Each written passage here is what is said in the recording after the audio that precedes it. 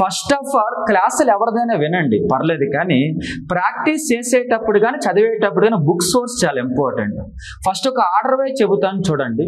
Point number 1, మ్యాథ్స్కి సంబంధించి, అర్థమెటిక్కి సంబంధించి English medium వాళ్ళు అయితే ఓకేనా, కోచింగ్తో పాటు కానీ కోచింగ్ అయిపోయిన తర్వాత కానీ ఫస్ట్ ఆఫ్ ఆల్ ఫాలో అవ్వాల్సింది వాళ్ళు అరిహంత్ ఫాస్ట్ ట్రాక్ బుక్, లేదు కుదరదు అనుకుంటే మ్యాక్సిమం అగర్వాల్ అయినా బాగానే ఉంటుంది. కాకపోతే అగర్వాల్ లెంతీ క్వశ్చన్స్ ఉంటే కొన్నిసార్లు పేపర్ ఈజీగా ఇచ్చినప్పుడు అరిహంత్ ఫాస్ట్ ట్రాక్ ఈజీ అవుతుంది, ఉపయోగపడుతుంది అనమాట.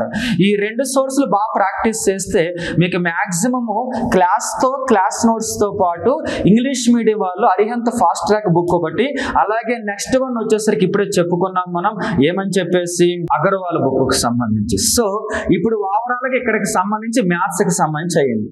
అయితే జస్ట్ బుక్ ప్రిపేర్ అంత మాత్రం వచ్చేస్తుందా అంటే మ్యాథ్స్ ఒక సైంటిఫిక్ సబ్జెక్ట్ కాబట్టి అలా చేస్తే రాదు.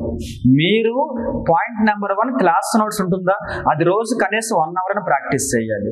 పాయింట్ నెంబర్ 2 వచ్చేసరికినేమో ఆ లెసన్కి సంబంధించి ఏం ప్రాక్టీస్ ఆ లెసన్ సంబంధించి అరిహంత్లో చేయాలి, అలాగే నెక్స్ట్ అగర్వాల్లో కూడా చేయాలన్నమాట. ఈ రెండు అయిపోయిన తర్వాత నెక్స్ట్ రీజనింగ్ సంబంధించి వచ్చినప్పుడు ఇంగ్లీష్ మీడియం వాళ్ళైతే అరిహంత్ ఎల్లో బుక్ ఒకటి ఉంటుంది అనమాట, చాలా పెద్దగా ఉంటుంది రీజనింగ్ లో, అది చాలా మంచి బుక్. ఒకవేళ కుదరకపోతే అగర్వాల్లో కూడా ఎల్లో బుక్ ఉంటుంది. సో అగర్వాల్లో కూడా మీకు చాంద్ పబ్లికేషన్ లో భాగంగా ఏముంటుందంటే రీజనింగ్ ఉంటుంది, అది ప్రాక్టీస్ చేసినా కూడా మంచి అవుట్పుట్ ఉంటుంది. అంటే క్లాస్ నోట్స్ లో లెసన్, అలాగే ఈ రెండు పుస్తకాలు అదే రోజు అదే లెసన్ ప్రాక్టీస్ చేయాలి కోచింగ్ అయిన తర్వాత, అప్పుడు రీజనింగ్ లో స్కోర్ పెరుగుతుంది.